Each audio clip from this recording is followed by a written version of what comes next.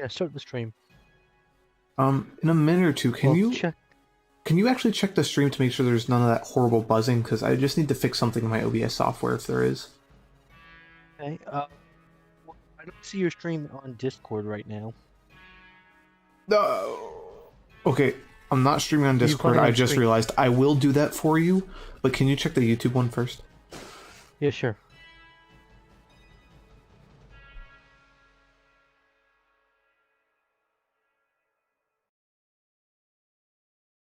Hmm. Okay, there we go. Yeah, that buzzing noise is there. Okay, so that is simply fixed by going to Settings, Audio, Desktop Audio Default, Desktop Audio Tube.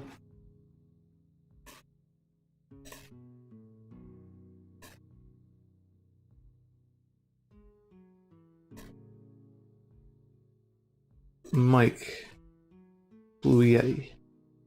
Apply, okay. Take another look at it. Once it catches up to where we are, of course. I know it's like 30 seconds behind, and I only have a minute of video out.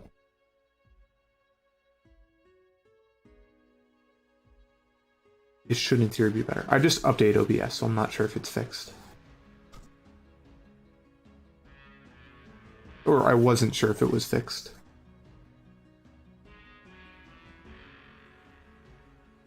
Yeah, it's still there. Still there? Oh, shit.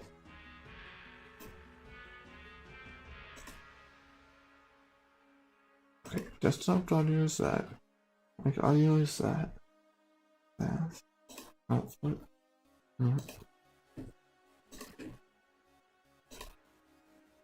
Okay, desktop audio is that. Like, audio is that. That. Output.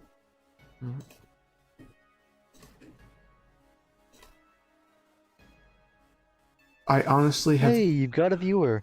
I do, and in my the comments currently like, so hello viewer, I know the audio is terrible, I'm trying to fix it, I honestly don't know what's wrong right now. I might just end up unplugging my mic and dealing with it at a later date, because I'm kind of tired. Yeah, screw it, that's what I'm doing.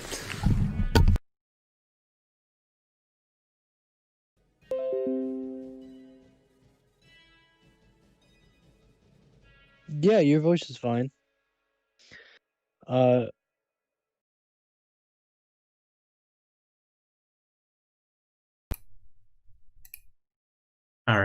and so now if I go and check the live stream, it should be much better.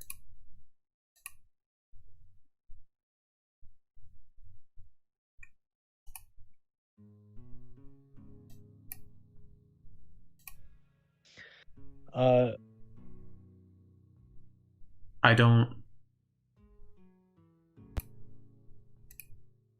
Alright, and so now if I go and check the live stream, it should be much better.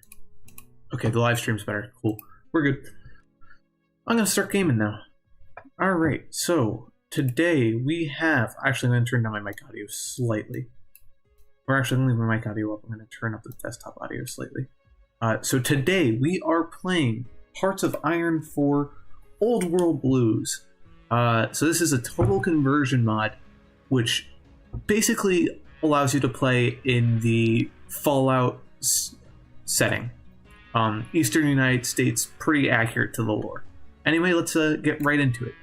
So I'm going to do a new game.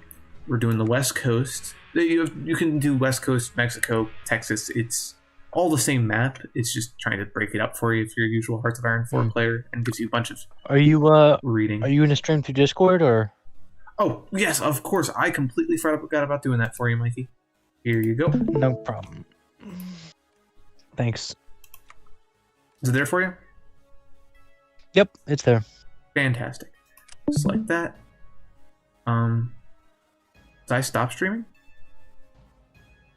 Mikey? No, you're still up. Yeah, you're still up.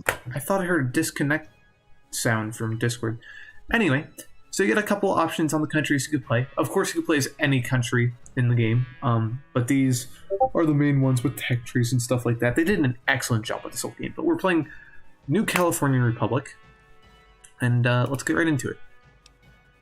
Now I could read out everything that this game has to say because there's a lot of history and tabs and stuff, but maybe another time. So anyway, let's start. You can see I've played this game once or twice before.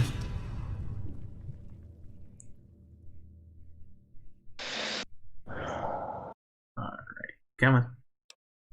Game, I believe in you.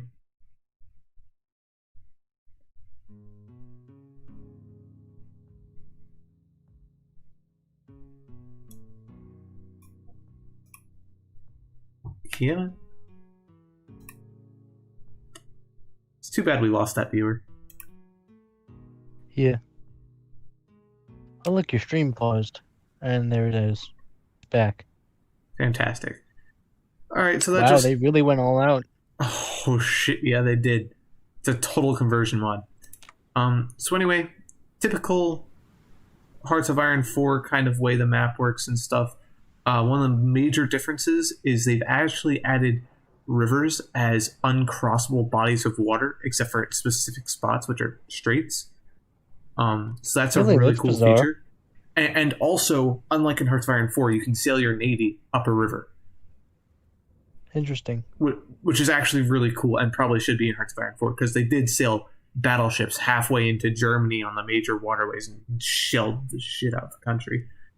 So, I guess, here. Nobody does seem to physically cross the river in, oh my god. You never get to see people cross rivers in Fallout, I'm pretty sure. Mikey, I have a viewer. Mikey, I have a viewer. Yeah. I'm sorry, I just got excited. He never left, and YouTube is telling me that I don't have a viewer, so I don't know why it's doing that. But anyway, all good stuff. Sorry. Getting back to it. Anyway, let's get right into the game. So, also, viewer, I'm teaching Mikey how to play Hearts of Iron 4 a bit. This is probably not the correct way to do it, but whatever. So, you got a bunch of tabs on the top. You got decisions, intelligence agency, research, diplomacy, trade, construction, production, recruit and deploy, logistics, and some MISC. I'll teach you all of them as I go through them. So the first thing I'm going to do is go into my research. Depending on the country you are, you'll get different amount of research slots. And right away, every time you play a Hearts of Iron 4 game, the first thing you always want to research is research speed. Sure. It builds up on itself. It's important. Another thing along with the same idea is your industrial things. Like I'm doing tool procurement right now, which would be something to do with manufacturing in the base game. This increases your production cap and efficiency growth, and all these are basically going to increase your industry, meaning that you're going to be able to build faster, output faster, and it's just an exponential growth of your economy, you know? So I'm just going to do all these real quick. And this mod's so awesome. Like they literally have descriptions for everything. Everything. After that, we're going to quickly jump into building factories. So this is the construction tab. In it, you got the basics. You got like state buildings, so infrastructure, air bases, anti-air, radar.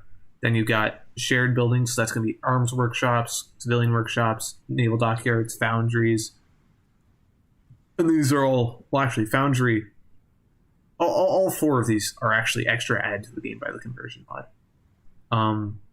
And then the last thing is province buildings. So all these up here, like I'm going to build civilian workshops, have to do with like a full little area. So I'm just going to go to Shady Sands and build 2 more civilian factories. But if I was to look at building a bunker, for example, it would be in the actual individual tile that troops could walk into. And the game should be paused. What are you doing? So with that being said, I always start out building some civilian factories just because civilian factories are what are used to build more civilian factories than everything else. So once again, exponential growth of your economy. Next thing we got is military factories. So I could build more military factories, but I already got a few placed down.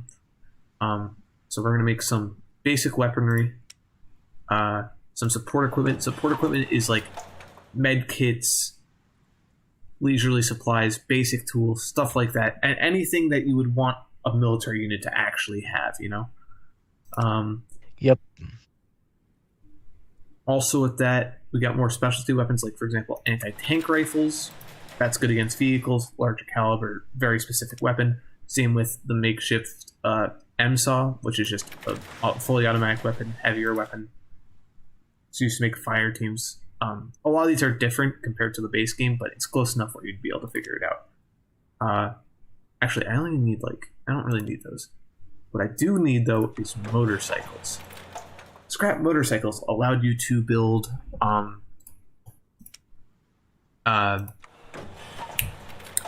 motorized units, and whereas a regular unit might walk at 4 kilometers per hour, a motorized unit is going to be cruising around at like 12.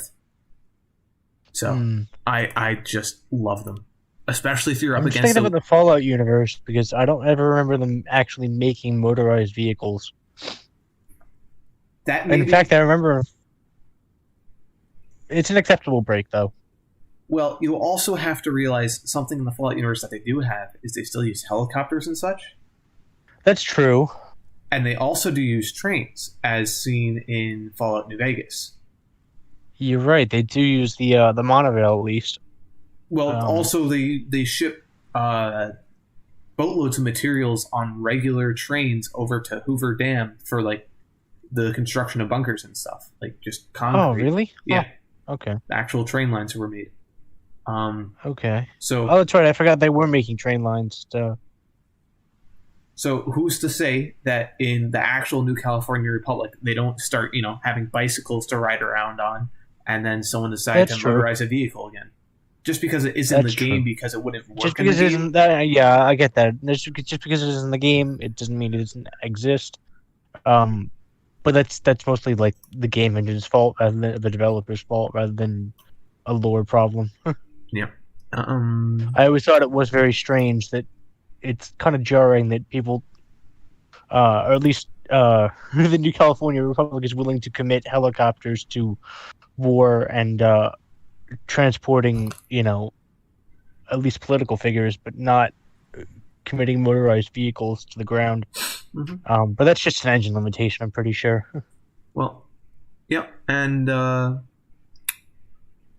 yeah. Okay. Next thing I'm going to jump into is dockyards. So dockyards are also on this tree, but they don't use military factories. They use dockyards.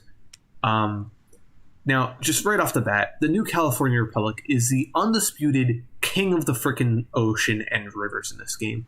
The only people who even come close to having the same size navy is Caesar's Legion. You could literally not build a single dockyard your entire game, and you'd still probably beat them if they were trying.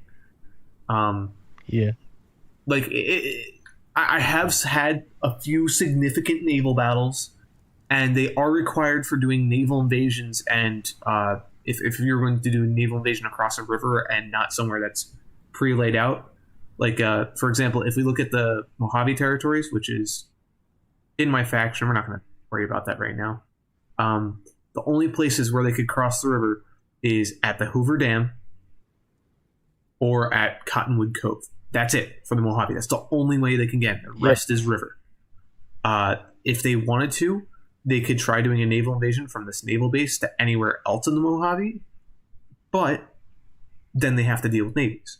And if I'm on the Undisputed Navy, then it doesn't really matter. And now, like I said, I've had a few large battles in this game with navies in this mod, but it was always just strategically won. Didn't have to do anything. So if you're wondering, by the way, this also probably doesn't keep up with any lore, but you start off with the most basic things going back to the dawn age of technology. You got, for your heavy ships, trimes, for your destroyers, longboats, and then for your river boats, canoes. Yep. And those will get upgraded over time, but I find that being like a kind of fun thing, Yeah. Well, anyway, I'm gonna actually do that, and because you could always use more trimes. Now I might be going a bit quick, but these three are actually the base. Like, I'll give you an example. Ships can be customized. When you first unlock a ship type, it's going to be basically as basic as they can get while still being functional. Hence this. There's a bunch of empty slots, which is this like green. But also, usually when you unlock a type, depending on your country, it will autofill some of them. So if we look at this one, it's much more full. It takes a lot more stuff to produce, but it's a lot more full, meaning it's going to be more useful. It's more functional. So like this is the base to upgrade off of if you get a new type and you don't have anything, but that requires like naval experience, and I don't got any of that, so I'm just using the 3 basic ones. Also, convoys required for trading over water and for naval invasions. I have 150. Yeah, that makes sense. That's a lot for any minor nation in the regular world. But here's where we get the lore. This you're gonna like, Mikey. We go into the national focuses. So to start off with, this is the focus tree. These are all the paths I could take. But the only option I have to start the game is Honored Founders, and this I will read to you. Among the historical records of the NCR, there are a number of figures that stand out as quintessential to the Republic. Yet who among them is most celebrated in propaganda and education, who shall appear on the most important pieces of currency, be mentioned in speeches, and stand above the rest as the figurehead of the NCR? So I'm going to start this. It's going to take 7 days to complete. It's just this really quick thing. What is it? And then it's going to give me an event for choice at the end of it. And that's where this is going to differ a little bit from the game. Where in the game, you'll hear about all these figures. In this game, you could kind of like choose who is the most important, and their doctrine will affect the country as a whole. Okay, that makes sense. You'll see that in a second. So what we got left is no divisions and basic training. So really quickly, if you can, like I know when I play the games, the base game sometimes, and I'm playing as Poland, I will not train a unit until it's like 1938, like a year before the war outbreaks. But if you're a larger nation who has the resources, it's always good to just chuck them down. Just train them in the background. Get them started. That way, you always have something coming out. They'll pop out, which will remind you, like when they're done. So I'm just going to do that because I'm going to be going to war in the south as soon as humanly possible. I gotta say, I do like with this mod. They basically took every like faction that's mentioned across all the Fallout lore and just said, yeah, they're their own nations. Yep. It doesn't go to the East Coast. There's nothing on the East Coast because when this mod was originally made, there wasn't anything. Besides, I think Fallout 3 took place in the capital, but besides that, Fallout 3 takes place around Washington D.C. Yeah. And Fallout 4 obviously takes place in Boston. But honestly, screw them. Screw the East Coast lore. So anyway, it's so inferior to the West Coast lore. So yeah, and we could actually read about a lot of it. So I could either go into it's one of these tabs over here and read about the history of each individual nation, or because I'm lazy, I could just right click on, let's say, Vault City. Oh, this is 2270. I was wondering.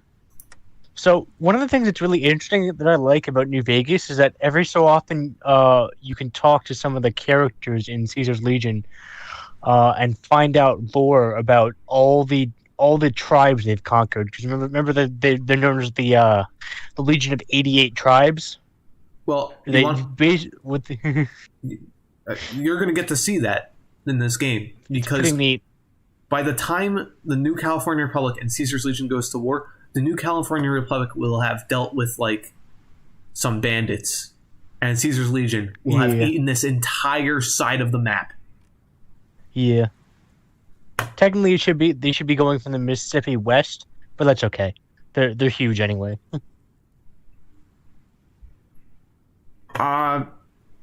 Sure. I mean, they will make it to the Mississippi. They will. Yeah, basically. But they didn't travel. They traveled east, not west. Yeah, you got a point there. Yeah. Well, also in the base game, I would like to make the statement that there was a few minor nations here. Like, this is the updated version, right? I'm pretty sure the game starts later, and there was a few minor nations here, and the New California Republic did not own the Mojave. So right now, I technically still don't own the Mojave. It's the Mojave Territories, which is my faction. So basically, my ally. That's like France and Britain in World War II. Like they pretty much complete cooperation. Which you can also see a couple things, like support from Shady Sands is part of their whole mission tree. And you can actually look at their entire focus tree too, but that's a lot of work. But in the original version of this total conversion mod, you didn't own this. This was like the Scorpions, which the Desert Rangers help you conquer, and then you make a treaty with the Desert Rangers when you conquer them.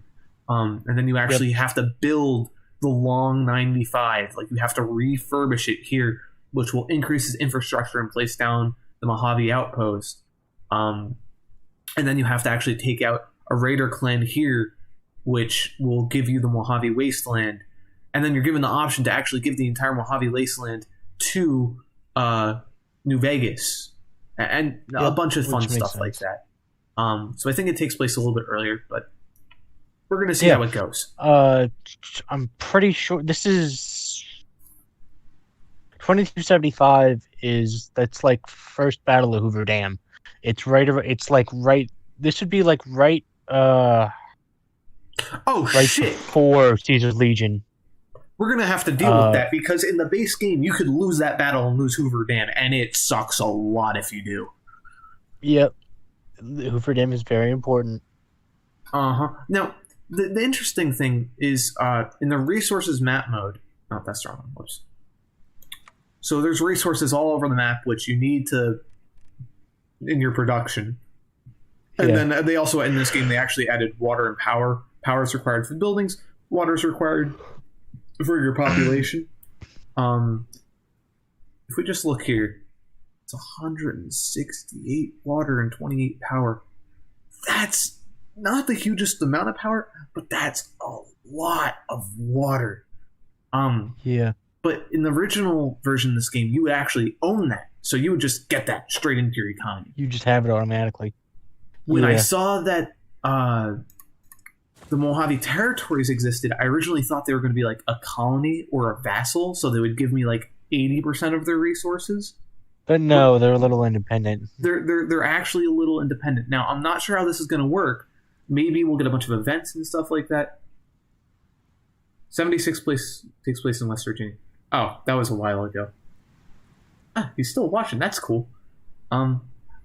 Very nice for having you in the stream, by the way.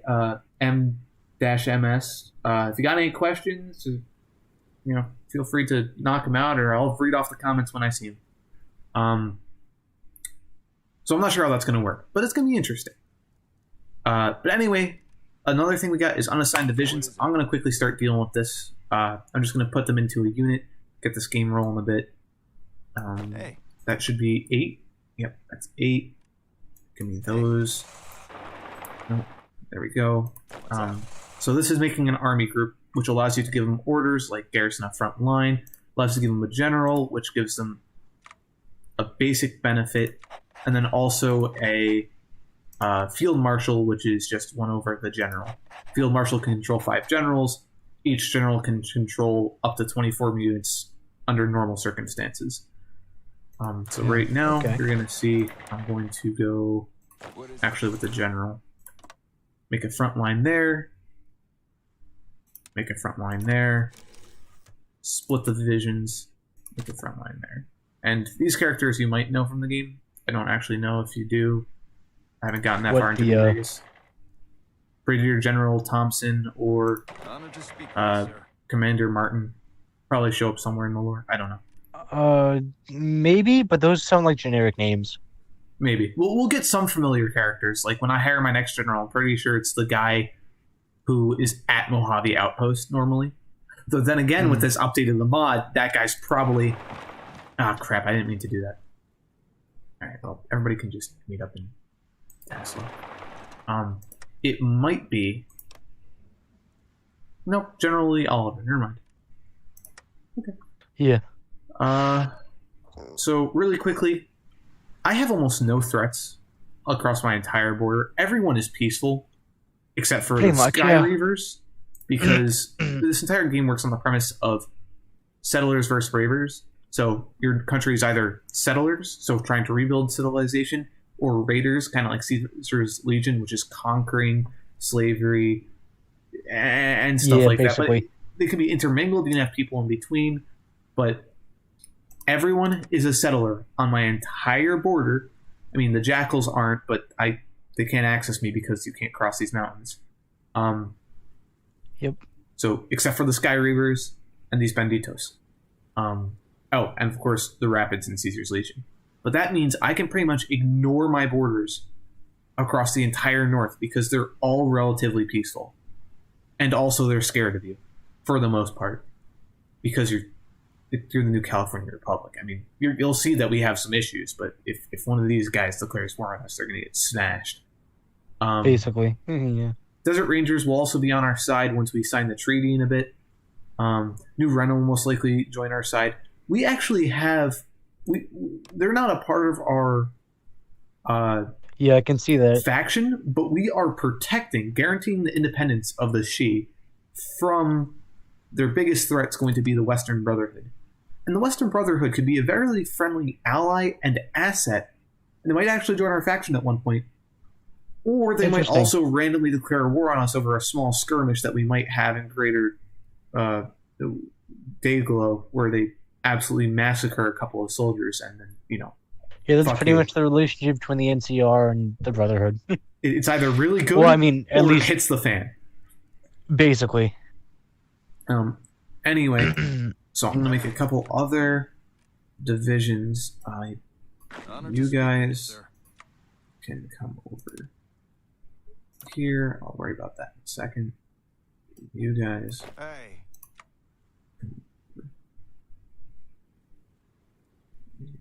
Here. Alright. Wilt's on his side. You guys Hey.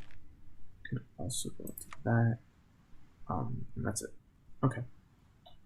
So now I got some What's up? relatively small things up. I'm going to go assist in the garrisoning of Hoover Dam because, as you said, I'm not sure when the first Battle of Hoover Dam takes place. But if we lose it, we're gonna have an issue. Yeah, it's somewhere. Yeah, I'm pretty sure New Vegas takes place in 2781 or 2281. And I'm pretty sure it's like 6 years after. So yeah, 2275, 2276 is somewhere around the time that the first Battle of Hoover Dam is. Anyway, at this point, Isn't it funny? Isn't it funny being like a military historian for a fictional war? Anyway, at this I mean, to be fair, they made enough lore for that to be possible. At this point in time, I'm going to press play on 3-speed. That way I can keep on organizing some things, but the game actually progresses. So really quickly, I'm going to go back into my production because I have them being put out on auto, and I don't want that. I want all my ships to come out one place, and I'll organize them there. As you can see, all of our guys moving around. What is it? Oi, I'm not trying to click on you. I'm trying to tell my ships to come out.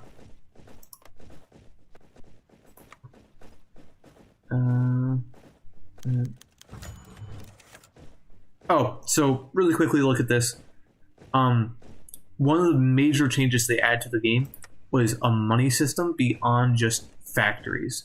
So we actually have an NCR dollars system, which we'll be working with. And the basics of it is you make a base amount of money just from being alive, and that's 3 NCR dollars, for example. Crap, I meant to click the tutorial. Well, I'll really quickly run through it. You can make money in 2 ways beyond that point. Either trade nodes, which will be like Shady Sands, a major city, will make like $30. And then you could also do trade routes between trade nodes, which will make you more money and also make whoever you're trading with some money, which will make them happy. So it's a good way, like diplomacy. Like, for example, I might trade with the Ranger Citadel, and although they might have no trade value and only make me like $3, we'll become closer allies.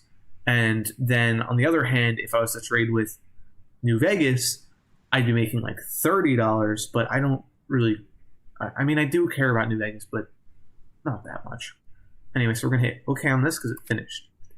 Among the historical records of NCR, there are figures who stand out more, blah, blah, blah, blah. Already read this. So now I get to choose who it is. So my options are Ardesh, the founder and father of the NCR. He will grant me a stability of +10, which is awesome, and a war support of plus Yeah. 5, which doesn't matter too much. Seth, the first ranger of the NCR, which will grant me 2% stability and 3% war support, so a little bit less, but he also adds me a special technology, Seth's Rangers, which I can't get anyway else. So Interesting. that's probably what I'm going to go with. Or Tandi, the Mother of the Republic, which is a little bit more political power game and a little bit of stability. I'm going to go with Seth's Rangers because you could get a lot of Rangers as NCR, and they are just your standard infantry unit on a bit of steroids. They cost basically the same amount. You just can't have you can only have a limited number of them. And adding the technology Seth's Raiders is pretty good. So we're going to do that. And let's actually check the details on that. I'm kind of... or not. We'll set the national focus, which I have to do tiny scheming first. And then really quickly, just because I'm curious... Oh, cool. First I could press play. Then, because I'm curious, I'm going to go to research. And I'm going to go to tech. And it should be somewhere in here. Yep, Seth's Rangers. So special forces get just plus 5% defense, soft attack, and hard attack. It's not too much, but that's a lot. Because those things will stack with other things in this game.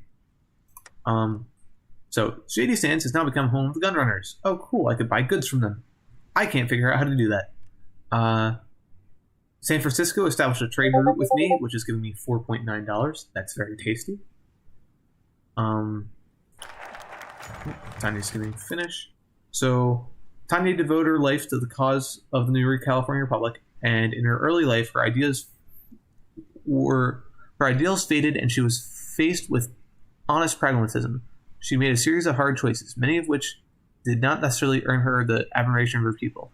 Of the choices Tanya made, the most notable are the Nevada trade agreements. This will make pretty much everyone around me who is peaceful like me a lot more, which includes New Reno, the Desert Rangers, New Vegas, and Vault City. All relatively nice and peaceful people, which we want to be allies with. The other one is the Water Distribution Act, which grants monthly population plus 10%. Now, one of the biggest problems with the NCR, I'm sure you know from the lore, is manpower. You have to realize two things. Yep. A, it's the apocalypse. The majority of people are dead. B, it's the apocalypse. There's not that many people. C, you're a democracy, so you're forced under all the same rules that democracy is normally forced under, meaning you can draft citizens and stuff, but you can't force your entire population to fight like Caesar's Legion. Yes. So having which kind of means your manpower is kind of limited. Yes. So having just a plus 10% monthly population really builds up over time. Like that's not your population increases by 10%. That means of your normal population increase, which is 1.16k civilians or 59 recruitable population. Now I'm on the lowest setting as recruitable, so that will be much higher. I'll get 10% on top of that every month. So that's good. It's not the most amazing thing, but that's good. And then the NCR draft, which is just it's honestly terrible. It's 2% recruitable population, sure, but it kills your stability, and stability is important. So yep, I'm always kind of broken between these because I like to go Water Distribution Act, but a couple of times I've gone the Water Distribution Act, I've actually not become allies with Vault City, and I've gotten a shit ton of trouble from New Vegas. I mean, I'll get a shit ton of trouble from New Vegas anyways, but I think I'm going to Nevada trade agreements, try to make some allies. Now, beyond just making people happier, it actually is going to give me a negative debuff at the very bottom, which grants me consumer goods factories 5%. That means 5% of all the civilian factories I build will just be deleted, or not deleted, but will be occupied and being used by this agreement. It already starts at like a base of 35%. So that hurts, but I'm going to do it because I could always build more factories. So we're going to do that. We're going to do development of the Republic and not worry about it too much. what can I do now? I get some people set up on that border. You guys are moving down here. Yeah? You're going down a line of just go forwards. Okay, that's a good start. As you can see, I'm slowly training these units as I get supplies. And I'm slowly getting supplies as I build them. At this point, I think I'm going to speed up the game a bit, just because there's not too much to do, except for when an event pops up. Okay, so the NCR development plan was one of the most hotly debated subjects in the NCR political history, as it called for a centralization of what had up until that point been a largely diverse agricultural nation. The debate raged for months as to whether or not even bother with this plan. Eventually, it was decided that the bill should focus on the development of a specific area of the economy, be it reconstruction of roads, subsidizing of local businesses, or additional funding towards arms manufacturing. So I can either choose 2 civilian workshops in 4 areas, 1 arms workshop in 4 areas, or 2 roads in 4 areas. By far, the best choice is the 2 civilian workshops. Yet again, it's that exponential growth of the economy.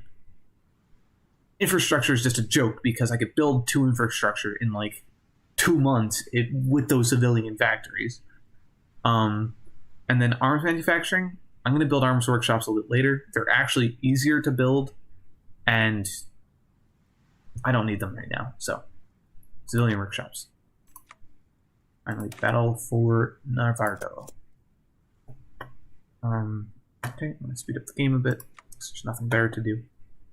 It's not like I'm at war or anything. I guess I could look at my navy. We got a commander? No. Get a new one, though. Battle for the Navarro. On the eve of the final assault, the acting general of the NCR's army, Alexander Drummond, receives a personal visit from the president herself.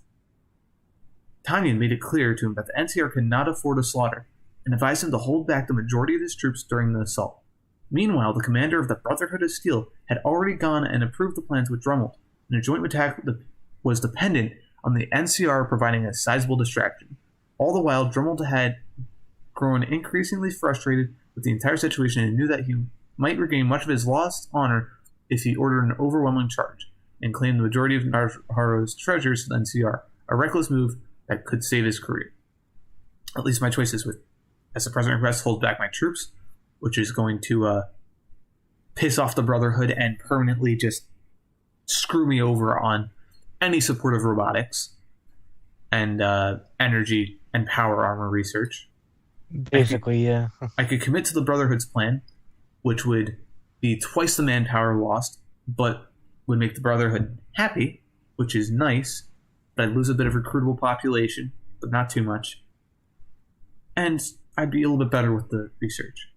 Or I could do an overwhelming assault, lose 4,000 manpower, lose 1% of recruitable population, which is everything's just double of the last one. Personally, when I play games, I play them in 2 ways. For the statistics of just how to win, and also for just kind of what's right. In this situation, I just kind of feel honor bound to just choose. He committed to the Brotherhood's plan, did what he said he was going to do, and didn't have a slaughter. Didn't fight to regain honor, just did the right thing. And honestly, it's the most well-balanced. Stuck with a good plan. Yeah, exactly. So I'm going to commit to the Brotherhood's plan. I'm going to select him for the Navy. And finally, organizations request increased production capacity. The various economic partners established in our trade hubs have submitted a request to increase military production capabilities. If we were to fill those increased quotas, our economists estimate 32 military factories are required. If these demands are fulfilled, they promise us increased trading traffic as well as some under-the-table rewards for being so kind. An achievable goal. Where's one around? An achievable goal. That will happen eventually. It's just not happening now. If it has a time limit, we're going to get a little bit screwed, but I'm going to go for it. And finally, I'm going to do Council Hill.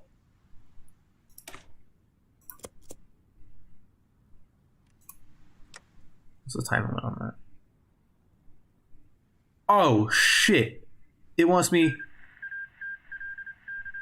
I have 171 days to build 4 military factories. Okay. Panic. Mistakes were made.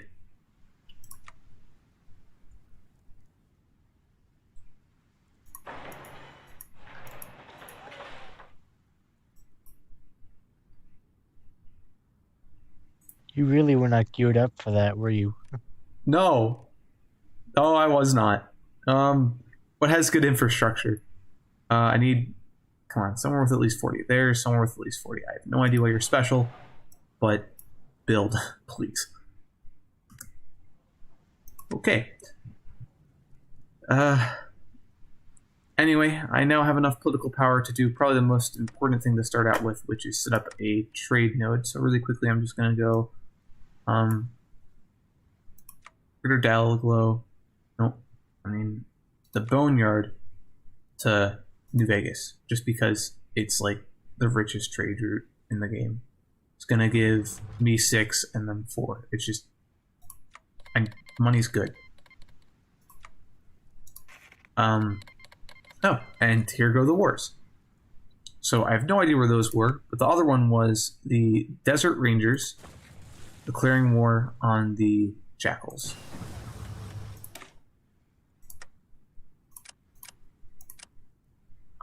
Back on the research tree, you kind of got 2 options. One of them is usually scavenging, which, if you only have the tribal tech, is good because it's better in just the tribal section. But if you have civilized and advanced unlocked, it's just so much better to go with the actual construction of tools and stuff. Now these are a little bit different, but just generally it's better to go with centralization for the NCR. So I'm just going to continue that. Well, actually, is that? No, we're good. Okay.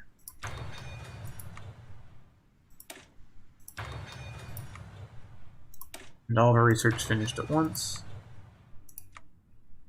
The Ohm isn't ready to be researched yet.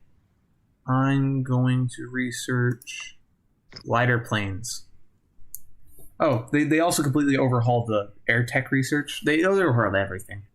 But I can't build any aircraft at the moment. First thing I research is gliders. So what they do is they just stick a guy on a large catapult and then yoink him into the sky. And then he glides around with like a radius of like, probably like 10 miles and then possibly drops a bomb or 2. So we're going to do that. That's how it starts. Well, we can read it. Bizarre. Our engineers have, after multiple stressful tests, invented a glider able to strike from the sky. Armed with 2 submachine guns and a complement of grenades for ground strikes, and a lot of prayers, our pilots can now support the frontline troops. A multiple mobile catapult system installed on a truck bed for launching procedures also gives them a considerably increased range, as the trucks have more autonomy than our gliders. I wonder if that would work in reality. Yes, it probably would. In any capacity. It probably would. What a bizarre concept. So I'm going to research that just because I find them funny. I remember the first time I played this game, the Battle of Hoover Dam started, and like the frickin' Caesar's Legion is charging at me, and all they see from the sky as they start charging the dam is like 20 just odd pieces of flying fabric come flying out of the sky and just start lighting them up. And considering that a lot of Caesar's Legion doesn't actually have guns, I was just thinking of how terrifying that would be. What do you do? What do you do? You can't run and fight them.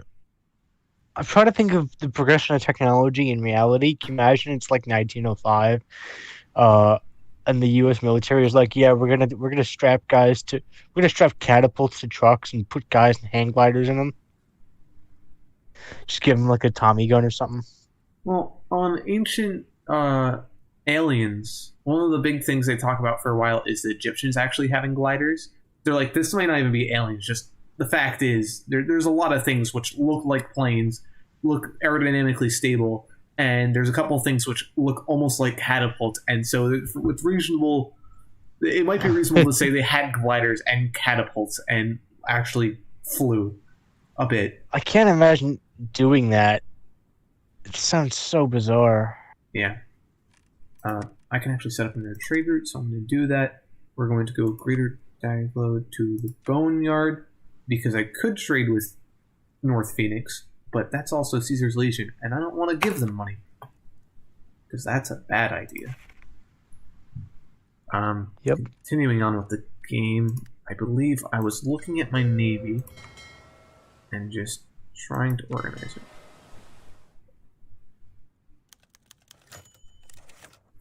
Stocks. We aren't quite sure what an influx fund is, or an index fund is, or if they even exist. Against advice from our esteemed advisor Jeremy, the Senate has done great in growing the wealth of our nation. Bull or maybe bear? Oh, bull market. Oh, okay. Did I do the thing? Bull market versus bear market. I didn't build those yet. I don't know what that was. Oh, well, we finished Council Hill. Oh, crap. I actually need to... It didn't actually give me anything. The Senate has always been the center of the Republic. Many of the Republic's most influential members are a part of the Senate. Giving them a place worthy of their status is not only giving hope to the people of the wasteland, but also appease the secretly greedy and narcissistic senators that will fill those seats at the newly christened Council Hill. Okay, so this opens up our tech tree. So as soon as I can, I'm doing Old War Blues. January 1st, 2276. It's not too far away. That allows us to advance into those raiders in the south. But I can't do that quite yet.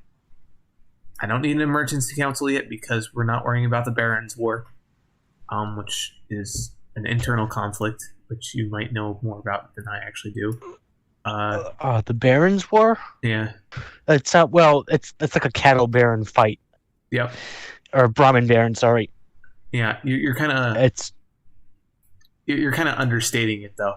The entire NCR lit on fire because it was basically like the cartels fighting each other in Mexico. Basically, yeah, it is like, imagine someone with the strength of the cartels fighting each other. Anyway, this upgrades the Boneyard, which I'm sure you've heard about. Yeah, the Boneyard is... It's a city. No, I'm thinking... Boneyard is the ruins of LA, I believe. Yes, it is. It has a lot of production there. So there's a whole tree that goes along with the Boneyard. A whole tree that goes on with Vascalo. A whole tree which goes on with the Barons of the NCR, which are all in the north. What else is there? A whole tree for starting to expand to the east and fighting the Caesar's Legion. And then there's an emergency council for the Barons' War, and then the Baja Blues for expanding in the south, and then a few other things like this is war just generally, and then finally the Bear Wars. So once the NCR has a military academy and a steadfast economy, we can start researching that, which is a very hard thing to do. It will get done eventually, but for now, just because I played this game before, I'm going to do the Capital Fund because 2 civilian workshops is pretty great. Can modify my government. I'll be back in like a minute or two. I'm going to go to the bathroom.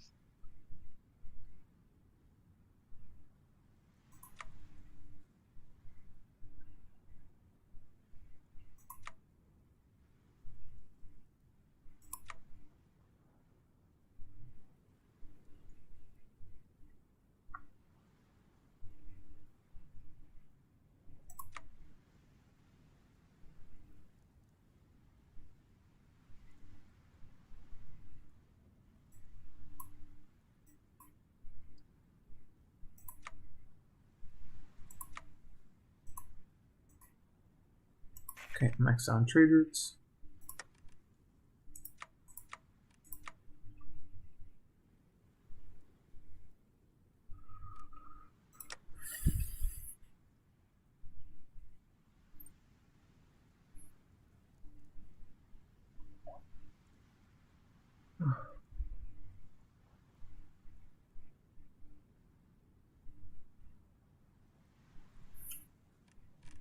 So I need those because actually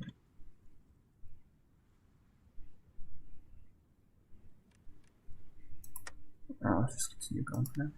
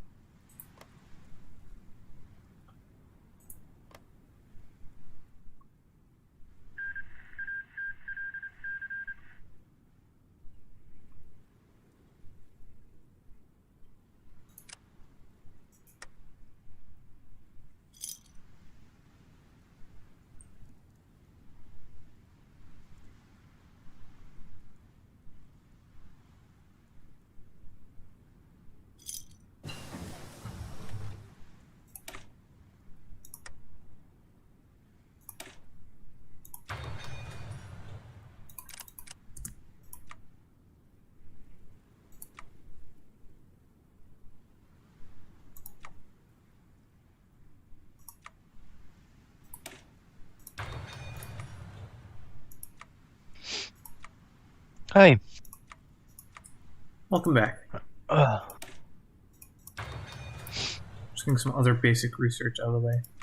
Like one thing I would like to point out at the beginning of this game, apparently that they don't even have like construction basics down. So like the basics construction back to the Dawn of Humankind, but it's good to revisit them from time to time. It would be preposterous to imply we don't know how to build huts, but for some inquiries are necessary to know how to properly design the most basic factories and roads. Okay. And then woodworking, clay working. I don't know. I just find it interesting to read through these sometimes. Yeah. Anyway, I'm doing some more air research because I very much. I'm not going to lie. The glider and the barge balloons and bomb gliders are pretty much jokes at the beginning of the game. So I want to move into like the biplane stuff because those are actually pretty decent. They're a big step up. So I'm working on researching that, and also I'm going to start researching crowd gear. This is to keep resistance down. If you conquer a nation, those people won't like it very much, so you got to be able to deal with them in some way. And if you try using basic military, like I've had my entire manpower of 30,000 just trying to keep these guys from rioting. Whereas if you just research crowd control gear and make special units for it, uses like a quarter of that. Now this game also has dynamic weather, so in the normal game it would be rainstorms, extreme heat, extreme cold, mud, etc. In this game though, we have all those still. We also have, if I can click on it properly, radiation storms. Yep.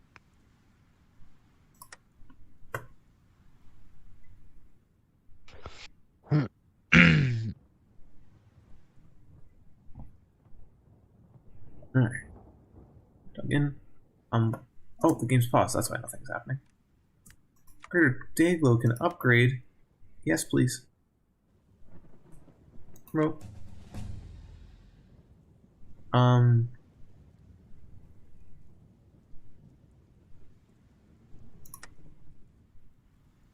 While I'm waiting here, I'm going to show you a little bit about trooper design. So the way this normally works is you train. This is like where your troops are training on one side, and then like the priority to get equipment. I always say the highest priority is reinforcing the people already in the field. Lowest priority is upgrading the people's equipment with newer styles of the equipment. The old stuff works fine. Operations are important because they usually only require a little bit of equipment, and they're just good.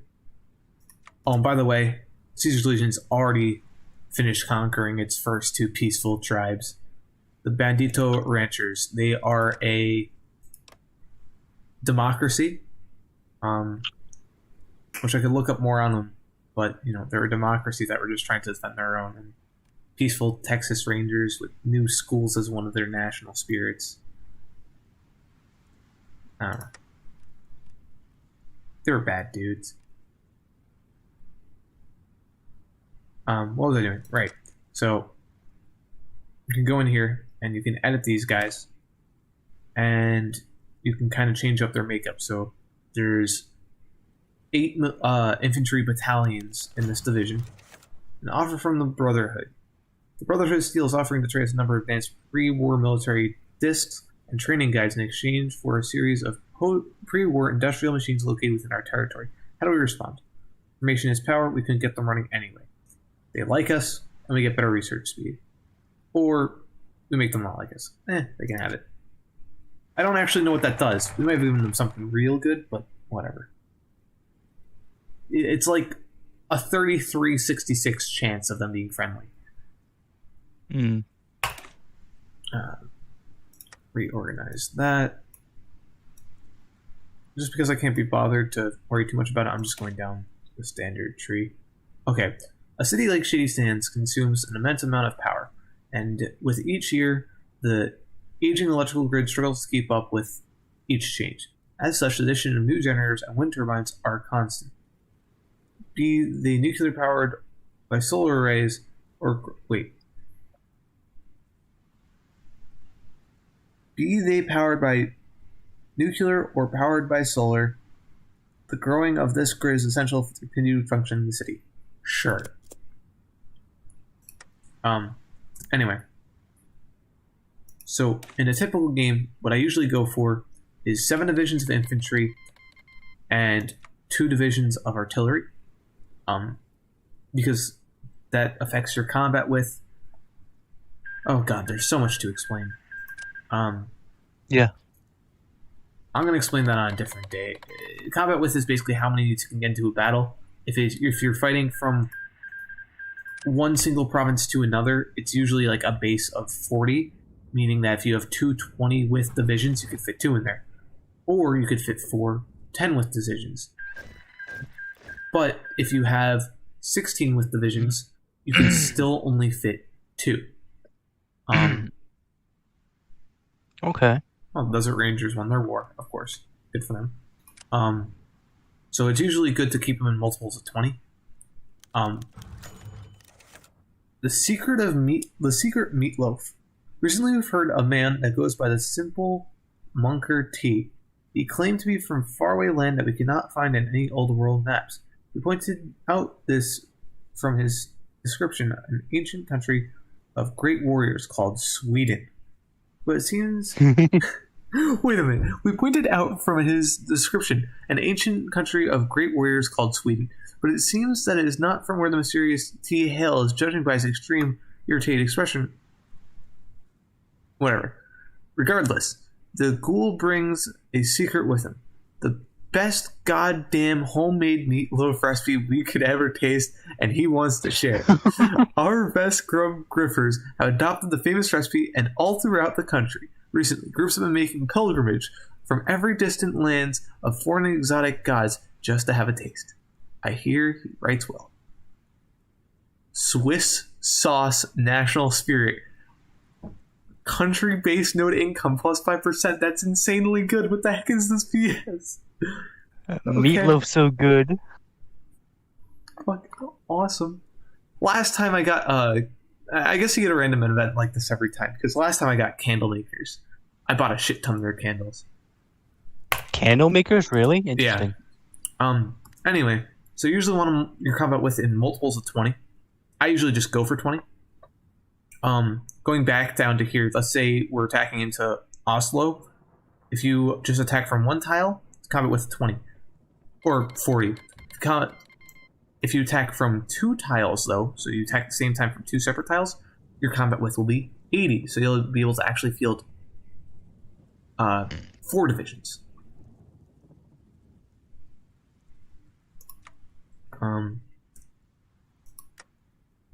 Anyway, it looks like I got some more units out. Uh-huh. Hey. I actually set up a naval invasion order. So what I'm having... What the hell? There we go. When my war breaks out with these guys in the south, the Valle Banditos. Oh my god, there's a lot of information there. I'm not reading through all that. Anyway, they're enemies of the New California Republic. That's a bunch of lore that you could get this mod and read on your own time.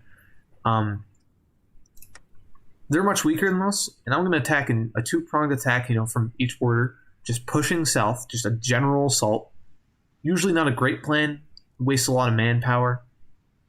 But I'm only going to continue that general assault for a few days, and in those few days, I'm actually going to land multiple divisions behind the enemy lines, and just take over their entire country from behind, encircle them from the back, and then win the battle, saving a bunch of manpower. What is it? Anyway. More businesses. I can modify the government.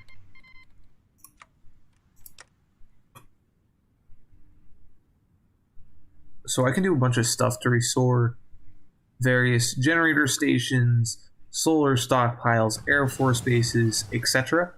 But usually if you don't have the technology yet, you'll end up destroying the majority of it for an automated defense will turn on, and then it'll just take like a 40mm cannon and explode the front door and like break all the computers and stuff and lose a bunch of things. So I usually wait. Oh, finish gliders. Okay. So I'm gonna do warrior training, bring that to vision training time, and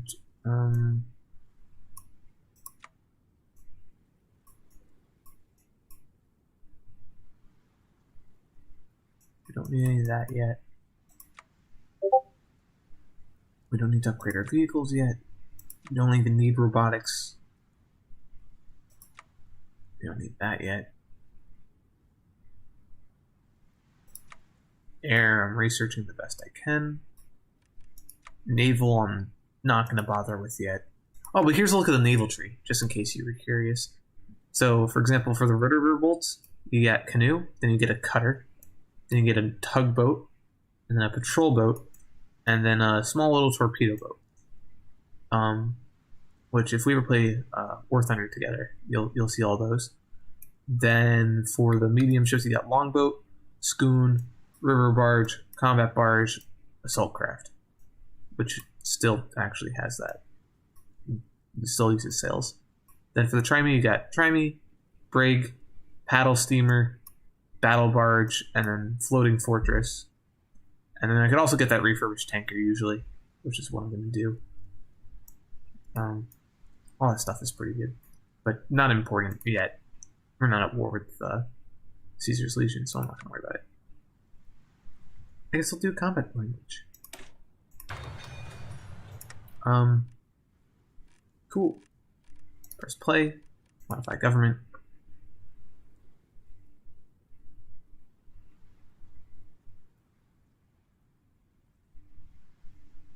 I also don't know what I want to do with all this. Oh, I need a research advisor. I forgot about that. Alright, let's go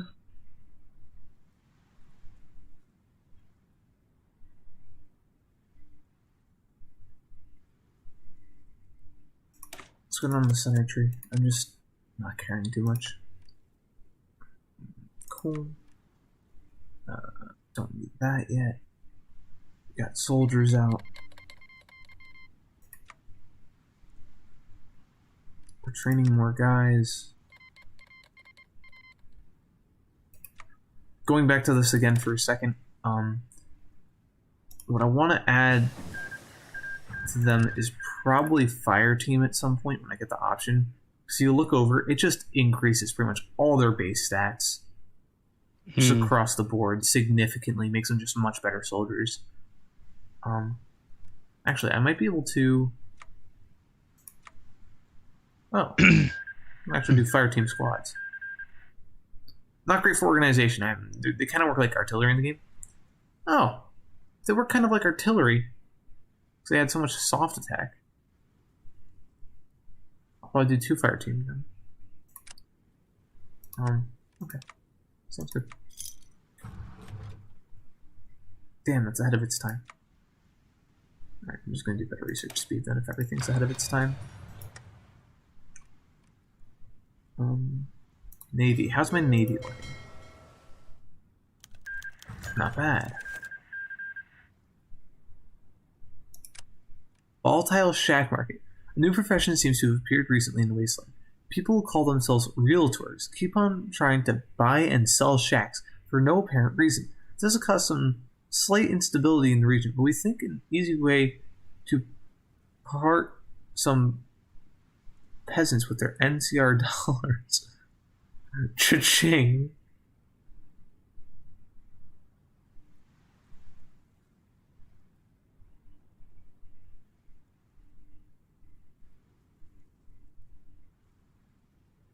I'm gonna just go with the safe option. No reason to push it. Hopefully we'll get some actual action this game. I mean, I haven't been in a single battle yet. Single war. Which I guess is a good thing.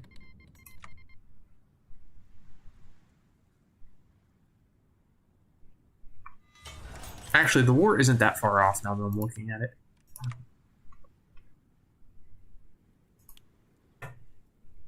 I should probably start training my troops that I'm actually going to use in the battle.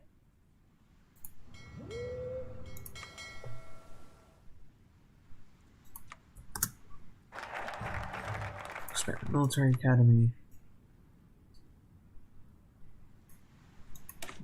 System.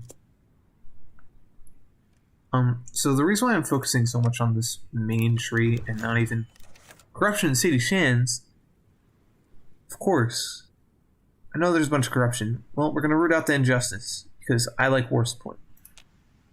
The reason I'm going down this main tree is because Beacon of Democracy is one of the largest steps we need in this game. It's going to allow us to go from...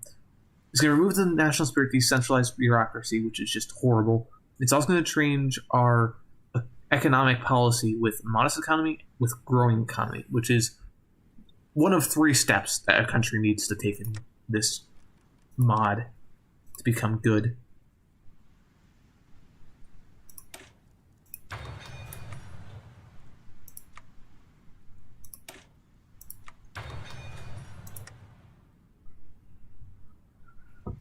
So everyone's training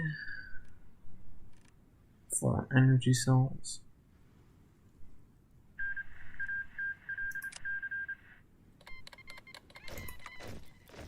Honored to speak with you, sir.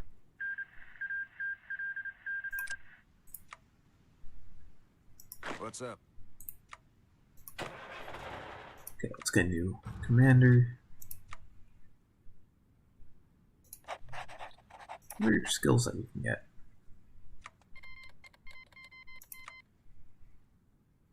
Oh, actually, do one of you have enduring? Honored to speak with you, sir. You do not have enduring.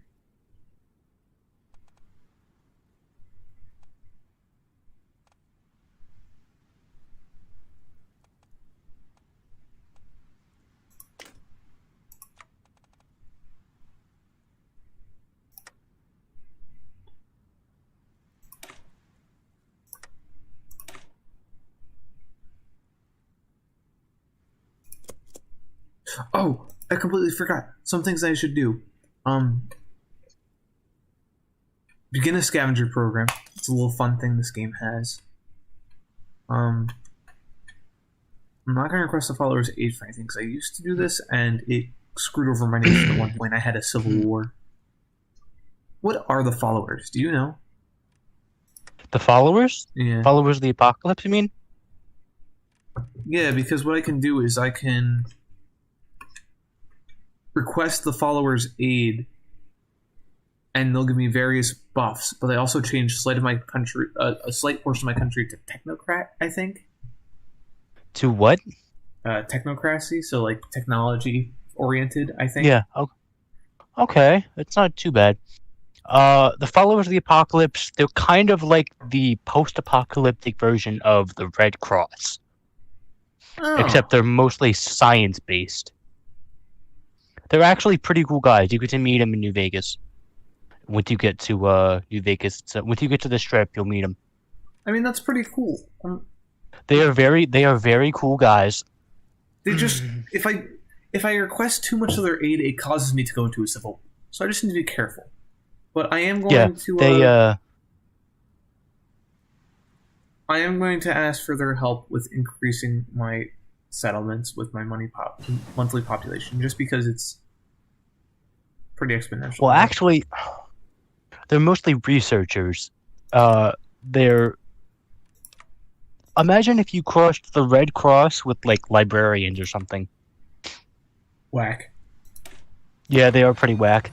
But in New Vegas itself, in the Strip area in New Vegas, in Freeside, they're basically just like they serve as the Red Cross for that area because there's like nothing there. There's like nothing helping the local citizens, so they swooped in and they were like, "Hey, there's all these alcoholics, all these soldiers who are hopeless alcoholics and a ton of drug addicts, and they're like, why don't we do something about this?" So they set up a camp and they help people. They're pretty cool dudes, but they also don't always get along with the Brotherhood of Steel or the NCR. Okay. And that's mostly because it's funny because they're like They're like the sole good guys. They're like the faction that you can always count on to be good people when literally everything else around them is turned to crap. Like even when the NCR is uh, stealing water and not giving a shit about the local population, the followers of the apocalypse are like they're there to actually give a shit. Interesting. They also have a very interesting backstory too. Their founder Nicole had her parents slaughtered by like some thugs or some raiders or something, and basically she said, "You know what? I'm not going to go on a roaring rampage or revenge. Instead, I'm going to help the people they murdered, or help their. I'm going to help the wasteland recover from people like that." Okay. Anyway, I got an event, so I'm going to read it out for you. The heads of the Gunrunners, who currently are headquartered in Shady Sands, have asked us to sponsor a scavenging party into the ruined research facility nearby. They think that there's a large room of old world equipment that could allow them to develop new processors and maintain an edge on the market. In return for the sponsorship, they will share their knowledge gained with us, though there's a chance our party is deterred or worse by facility defenses. Our current equipment should be up to the challenge. Wait, so what's the challenge there?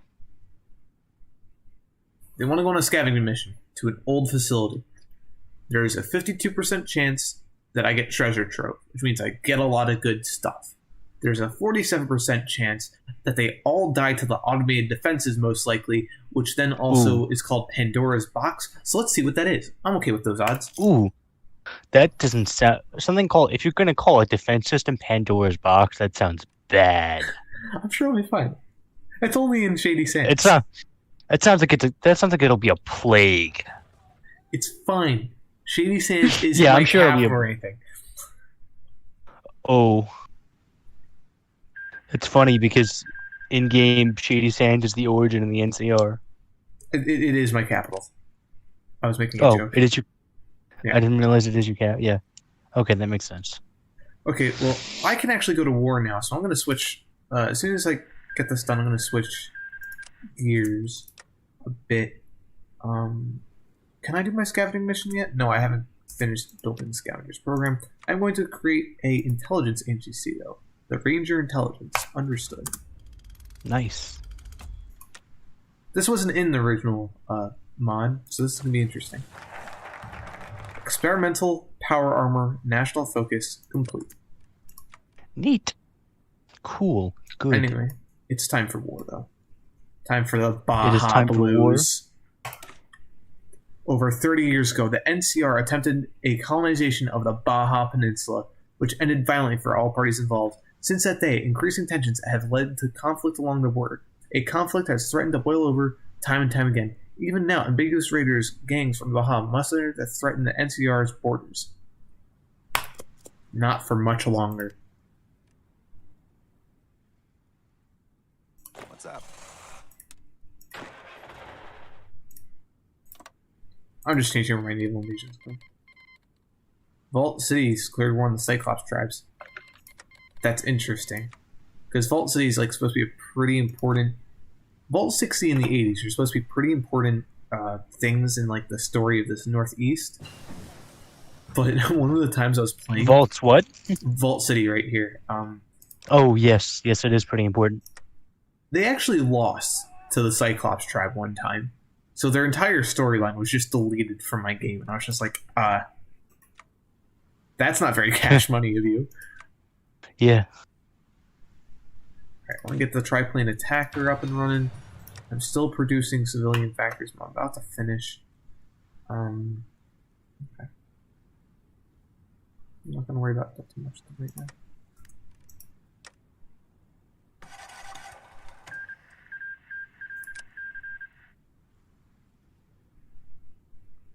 Gunrunner's production boost. Fun. I'm going to do a stimulus because I just have so much extra cash. Oh, actually, I don't have that much extra cash. And that doesn't do too much. Never mind. Cancel all that. But what I am going to do, actually, because I completely forgot about it.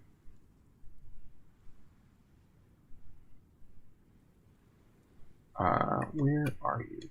There should be a place where I can deploy the experimental PA troopers. Damn it, I can't. Never mind. Have to research the most basic level power.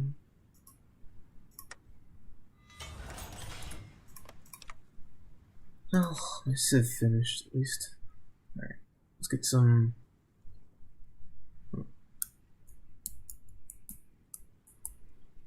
Come to the boneyard.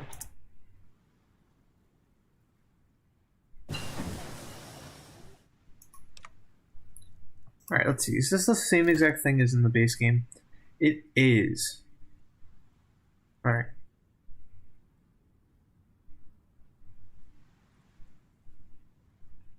Form the department first.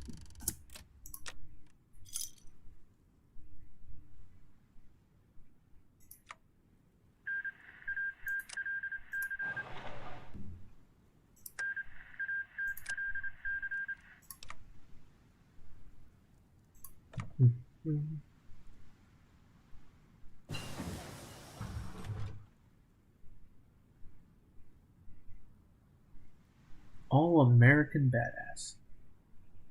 Okay, you're researching that. I need to research the basic power armor. Where is it? I honestly have no idea what basic power armor is. Is it robotics? No.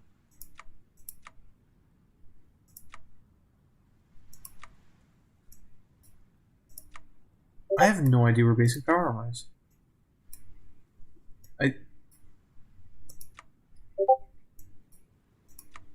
It's definitely something I have to research, and I'm just not sure where. I don't remember. Oh, down here. NCR scavenge power armor. I'm not getting that for 2 years, never mind. That's not important. What is important is getting that. Alright. Prepare for war.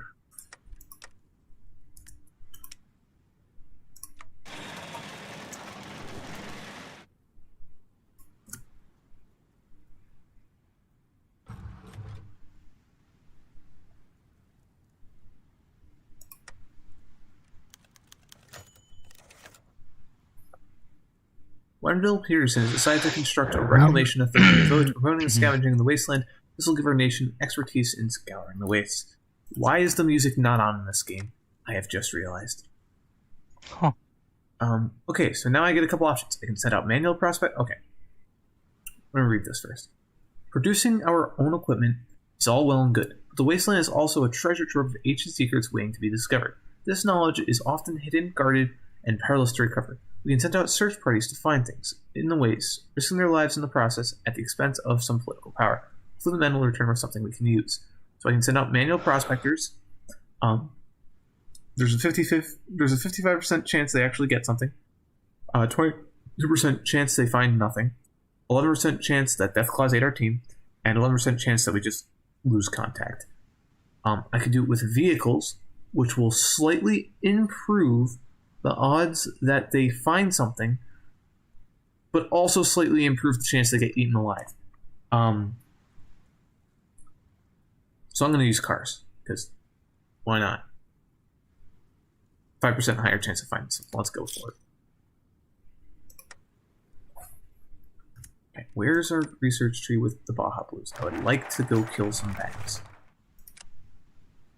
In the year 2556, the NCR colony of Rattletail was established in the northern portion of Baja California by some volunteer colonists, who advanced with formal funding and merit from the NCR, with little to no supervision or military protection.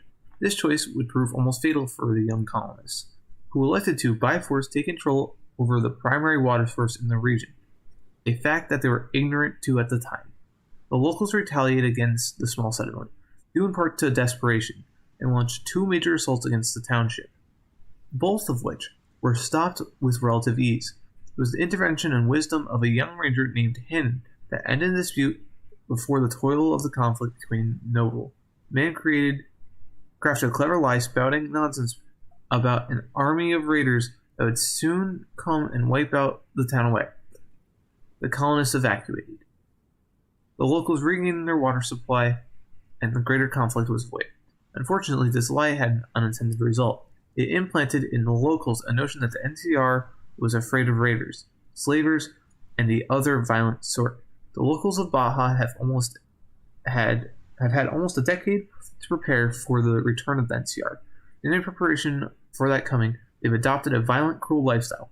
Baja is now home to an up-and-coming Mexican cartel, one that will be almost impossible to dislodge without violence. The path into the future is a complicated one, and there's only a handful of men in NCR who have the potential to deal with the problem. Who do you appoint to oversee the handling of the Baja frontier? So I have 3 options here, which it doesn't tell me what they actually are, unless I go to my national focus tree.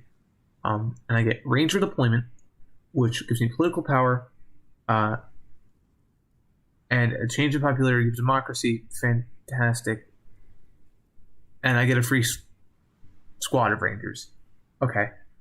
The other one is local sympathies, which I lose political power. They make me slightly happier, but I become slightly more autocracy, and we don't care about that. We're not trying to... You can also read the bottom of these to kind of skip through it. So, for example, the left one is retaking Rattletail, which you just go to war with them. The other one is making a state of Baja, and they become a puppet of the New California Republic. It's the peaceful option, but, like, no. Actually, that doesn't look that bad.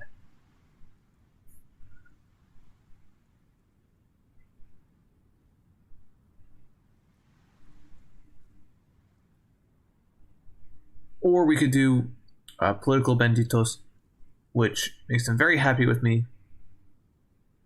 And then we get a bunch of stuff. Baja Integration Act.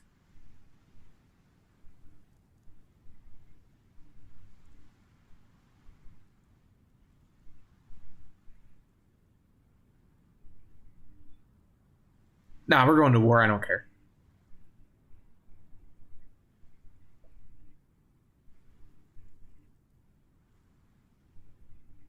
We're going with the Ranger. We're going to war. Just because I want to show you at least a little bit of combat in this game before you fall asleep in your bed. Yeah. Honestly, I should probably take a look at those other ones sometime. Hello.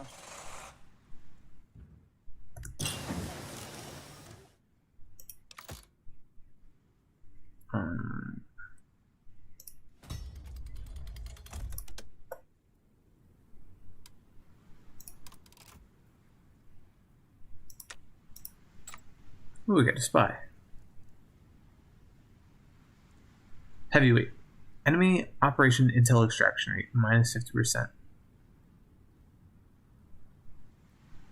Okay. Mad Bomber. Okay, so he's good with explosives. Some guy who does nothing for him. Or an infiltrator. I think I'm going to go with the Mad Bomber. That sounds like more fun. But I'm not going to use him for anything yet, because I at least need one more spy to be productive. Yeah? So if you're wondering, I have a naval invasion limit of 10 divisions, and currently I have 8 set. Oh, I got an achievement. Van Graff's request to lower tariffs. Van Graffs have requested we lower tariffs imposed on trade throughout our nation. Our taxes damage the bottom line, and they seem to be willing to negotiate some. Let's have agreements with us later for this favor now.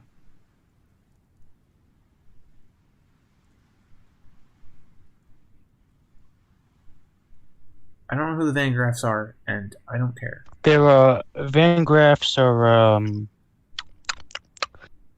they're like weapon manufacturers basically. They're traders that work in weapons mostly. Fine, for 300 days I'll do it. Who needs money?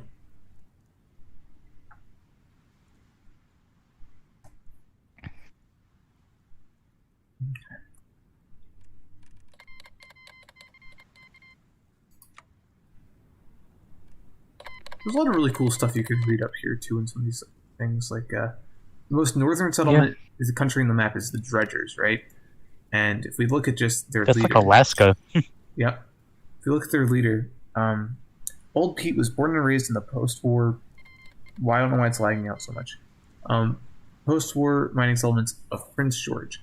Former miner, he eventually became the leader of Dredgers after his predecessor was murdered by the raiders, and he promptly dispatched the entire band by himself. Leading a unanimous vote to take the leader, he has seemingly infinite stories to tell, mostly pertaining to his favorite pastime of throwing lead from his trusty shotgun into raiders. But there's literally almost all Man likes killing raiders. Yeah, almost all of these countries have some sort of like backstory. Backstory? Yeah, that's like, good. New Victoria is literally still Canada. It's well, okay, let me rephrase that. It's colonial Canada. Yeah. The Washington. Don't forget the fact that the United States annexed Canada over an oil pipeline. Oh. Yeah. I did forget about that. That's canon and Fallout. Shit. The United States was like, yeah, we need this oil pipeline in Alaska. We're going to annex all of Canada, I think. Or at least that part of Canada. I don't remember. They probably annexed all of Canada. I think it is all of Canada. In theory, what the fuck is going on here? Not only that, it's called the emergency annexation of Canada.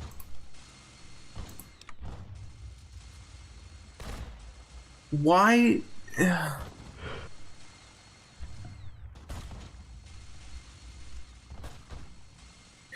Why? So what? this is a relatively new mod, I'm pretty sure.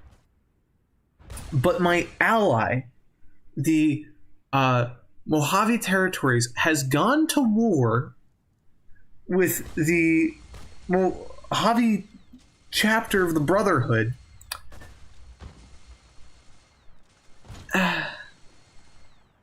Yeah. God damn it!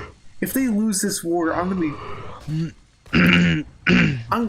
If who loses, the Brotherhood or the Territories? The Territories. Ah.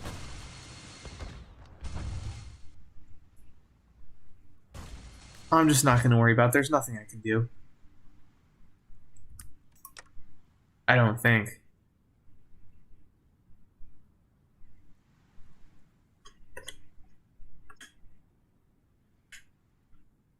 No, I don't think there's anything I can do. Okay, whatever. I mean, how are they doing? Oh my god! They are so screwed. Alright, well. In the meantime, before I go to war, let me actually fix my divisions. So give me 2 fire teams. It's only 18 combat left. What?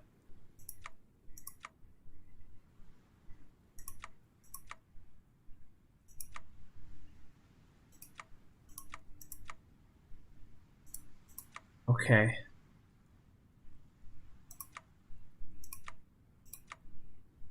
Give me a fire team.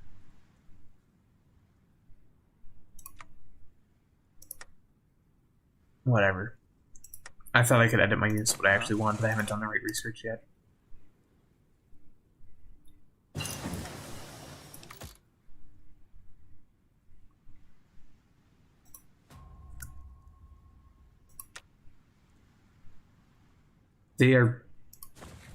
This is actually bad. They are getting their ass kicked.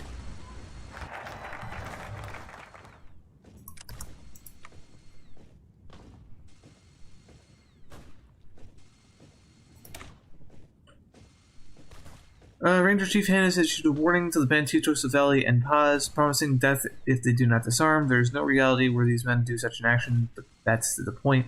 The Ranger's attempt is to bait them into making the first move. Hey, and I get 3 rangers placed on the front line. Oh my god, and they're freaking elite.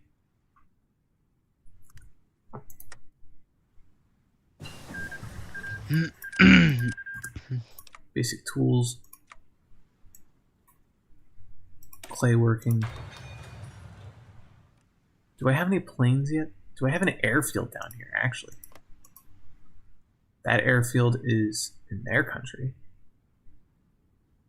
And no, I don't actually have an airfield in the south end of my country. Let me build a basic one.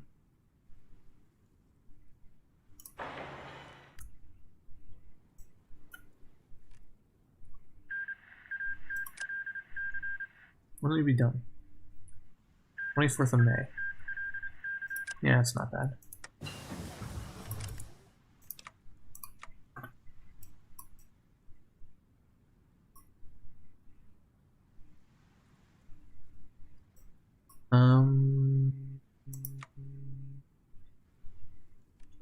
What do I want to research?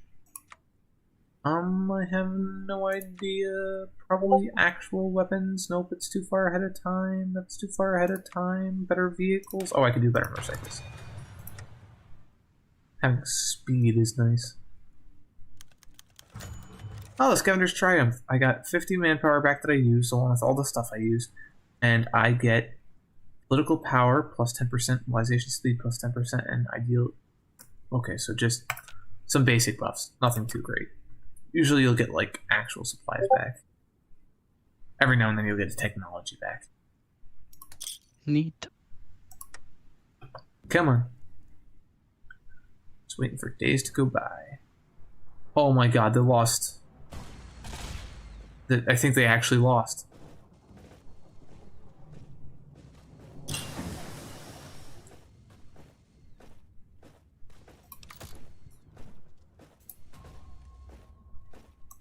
They lost the long 15. That's like the most defendable place in the entire game.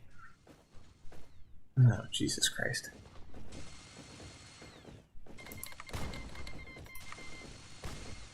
White Legs declared war on who? I have no idea. I wasn't paying attention. Which has led to part of the mess I'm currently in. But that's okay. Alright. I guess I need to start doing specialized doctrines. Like, battle plans are good. And, air warfare is also pretty good.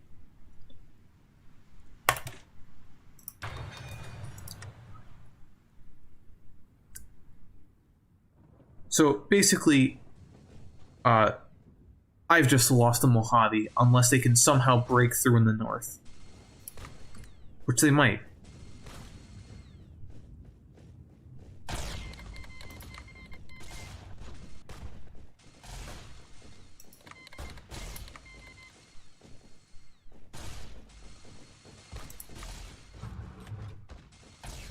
No, they're not going to.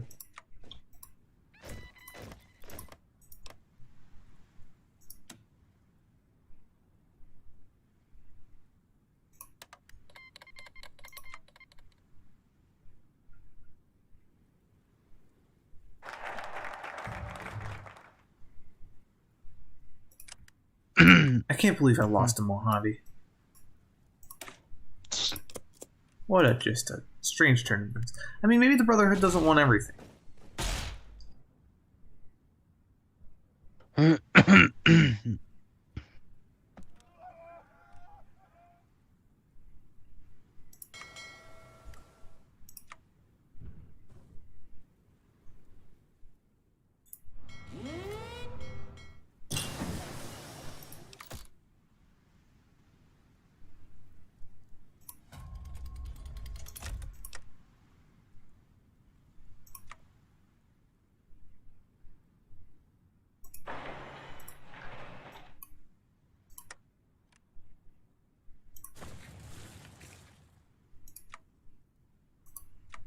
Hey, I have a single plane.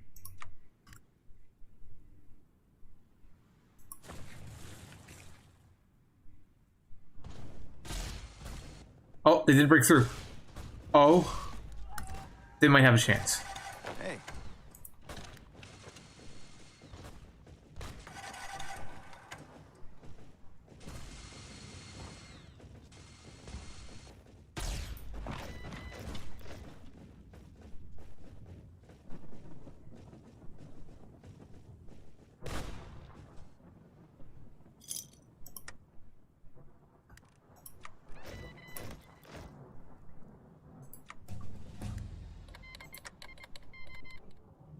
Caesar's legion declared war on cowboy country.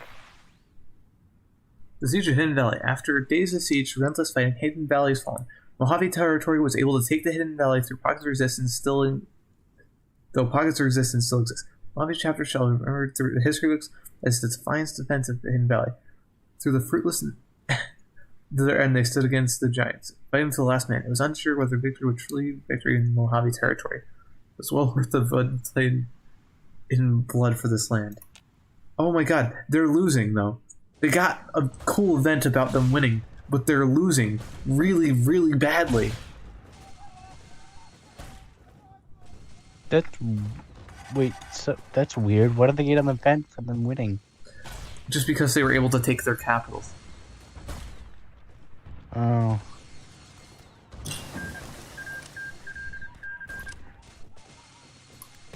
See, back when this was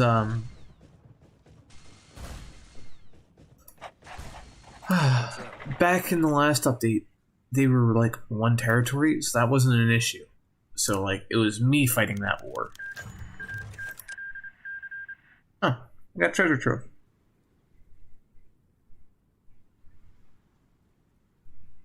Neat.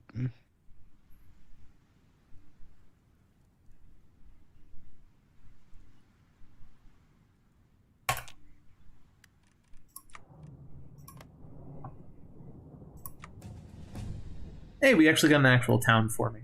The hub. Cool. Can they actually lose? They have no stability.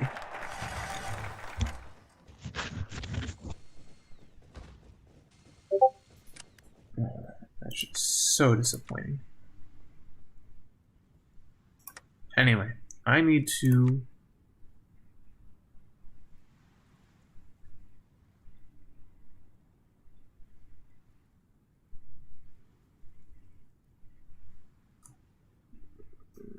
I'm gonna fortify the capital because nothing's looking good in this game anymore. And I also get to declare war on these guys now. So you get to see what war looks like in this game.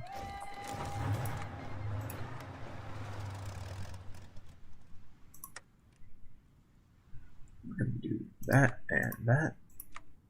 And this is going to be doing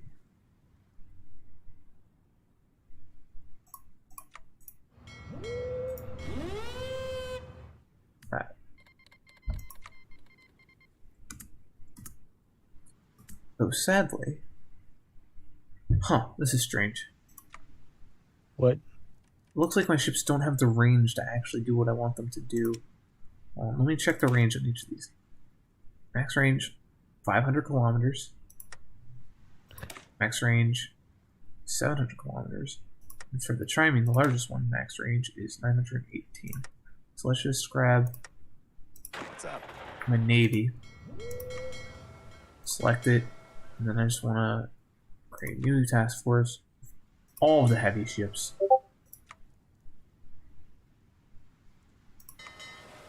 Yeah, there we go. And the naval invasion can go now. Anyway, so what an actual battle looks like.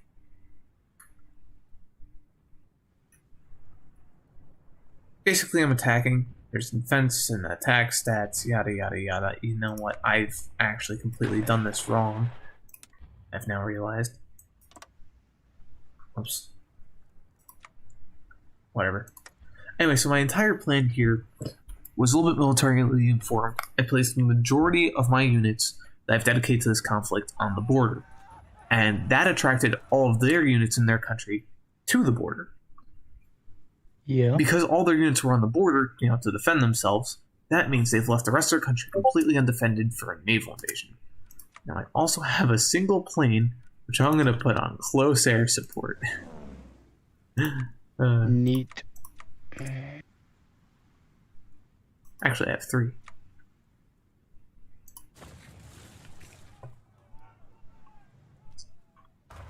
And let's see if there's anyone there. There's one unit in their capital, it looks like. Oh, they're so screwed. This is what we call blitzkrieg. Hey.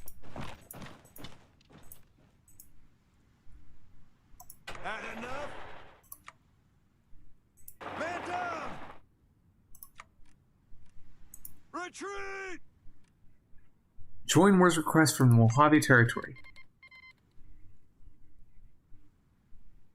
Yeah, you can join my war if you want. What is it?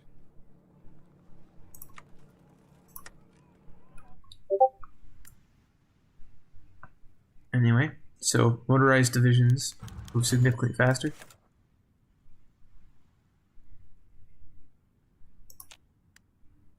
Yeah, we're gonna research them.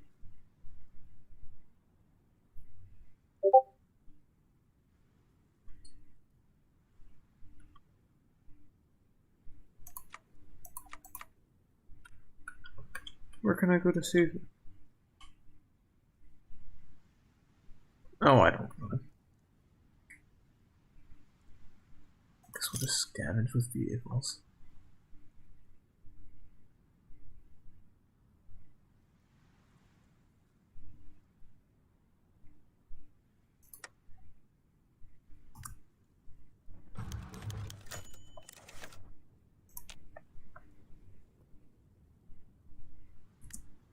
What is it?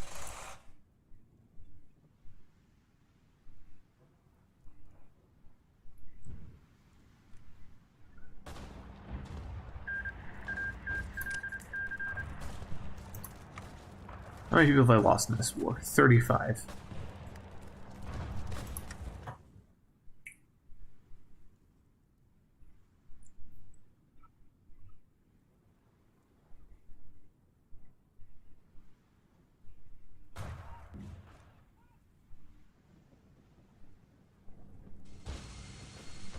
And they're just not giving up.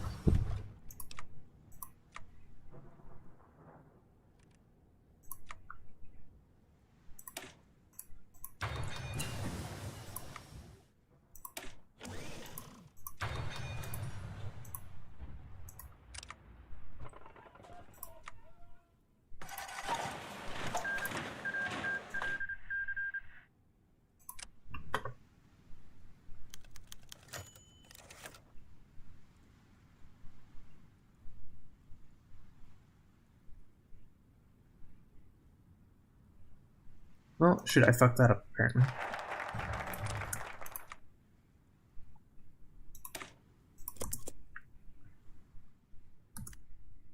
What's up? Uh-huh. Yeah?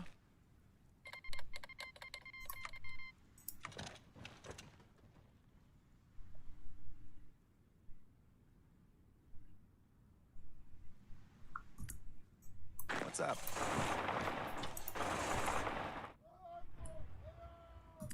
What is it? Hello. What is it? Yeah, I'm about ready for bed myself. Yeah.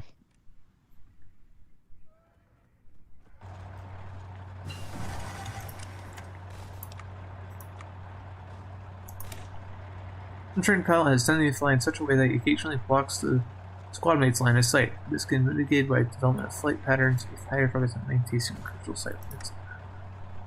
Airbase raids, interception mission efficiency. No, I'm gonna go down. Already doing that tree. Have I done planes in a while? No, I can research bombers. I'm going to start producing those triplane attackers, actually.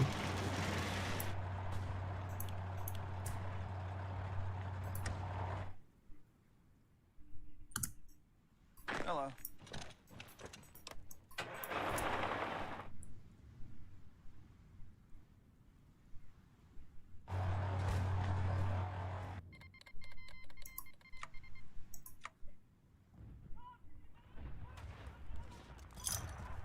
Come on, win the battle.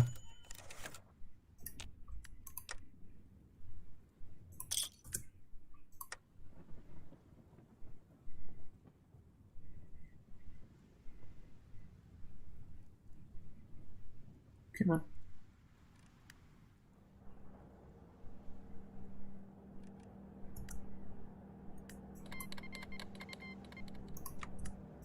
Hey. What is it? Okay, I capitulated them. Hey. Man down!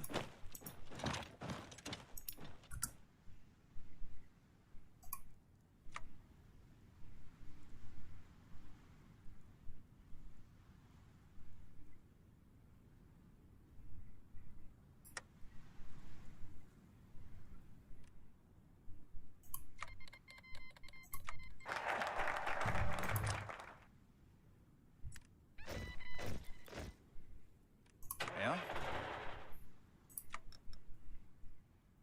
Hmm.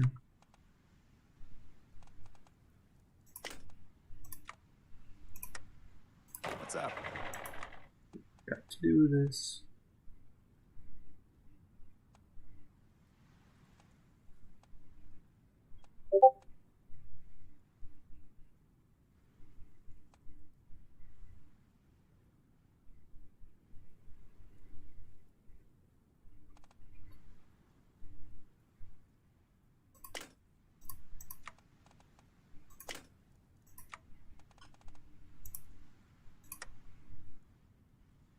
Honored to speak with you, sir. I'm not gonna. I actually couldn't if I wanted to.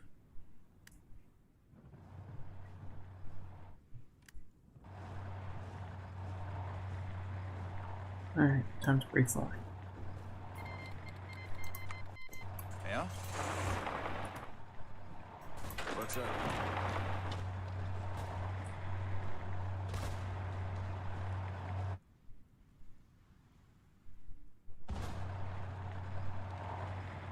Come on!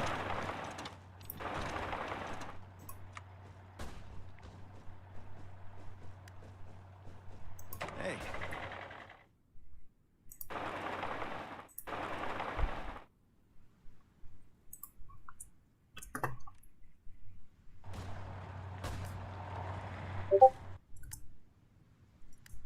Yeah?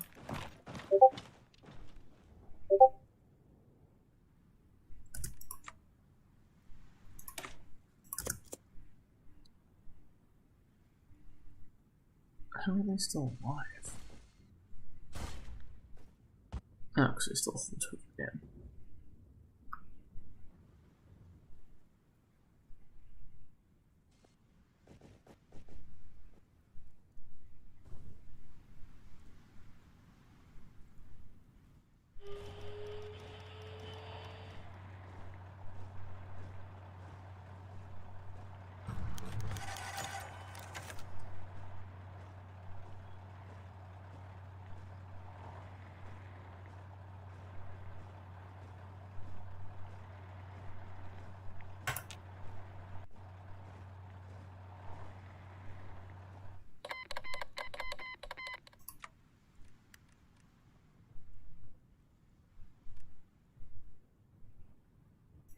What's up? Hey.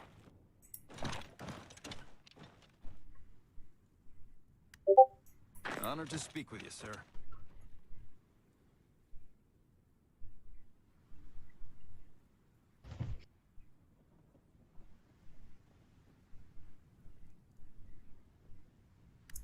Hey.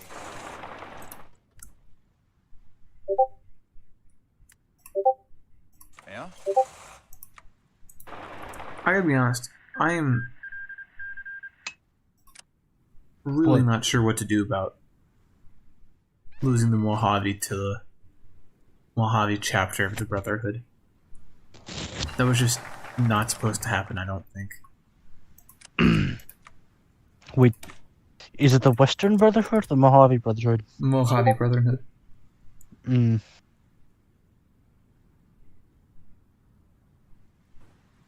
At least it's not the Washington Brotherhood. Oh, yeah. I'm not sure if there's any It is a- actual lore about them, but they're complete assholes in this. Deathclaws ate our team. Hey. Wait, Washington State or Washington, D.C.? Washington State. Mm. Really? I'm not really sure if this is. I really don't know anything about the lore of the upper states. Alright, let's read the background on their leader. Revered by his subordinates for leading them across the Midwest to Seattle, the so-called Immortal Elder is older than even his most senior commanders. His campaign of violence and subjugation throughout Washington has inspired a lust for blood in his chapter, leaving a black stain on the Brotherhood as a whole. And he has a truce with the other Brotherhoods. Huh, interesting.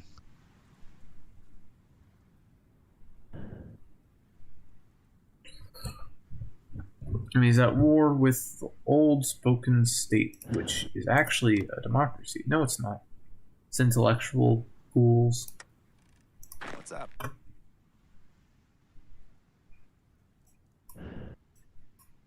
I'm not gonna lie.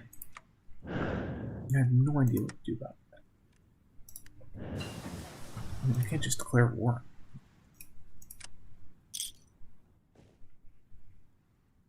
Shit.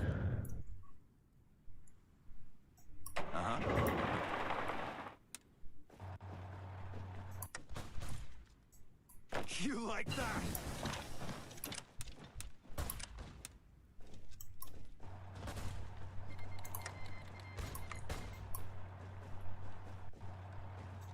Hello. What's going on? Yeah?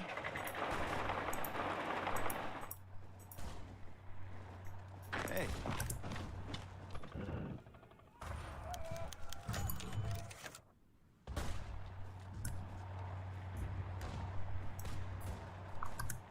What's up?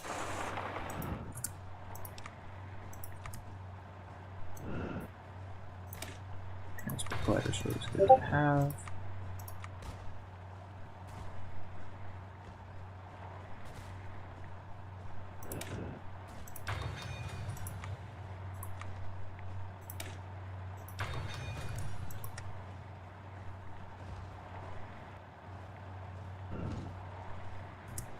Hey.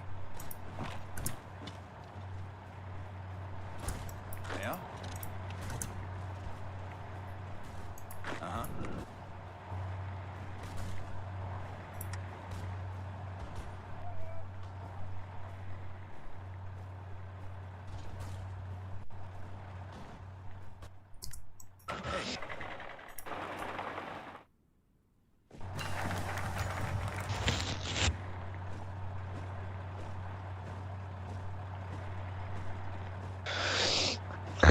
Hey.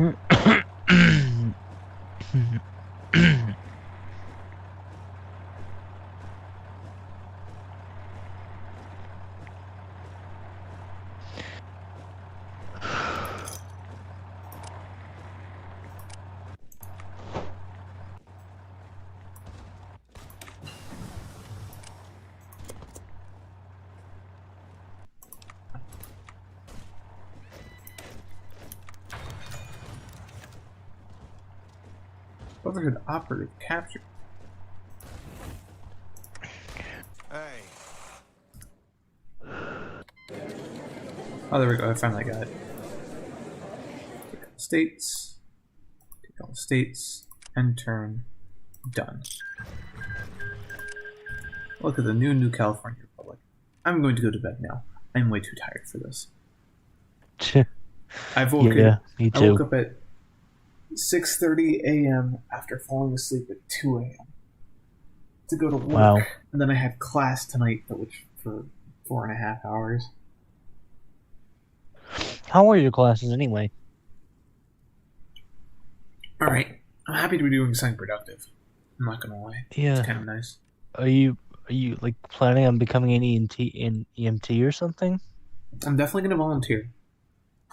Okay. I'm not exactly sure what I'm gonna do with my life yet.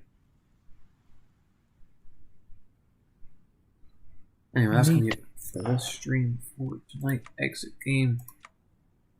That's kind of the basics. Tomorrow, I'm gonna end the stream first.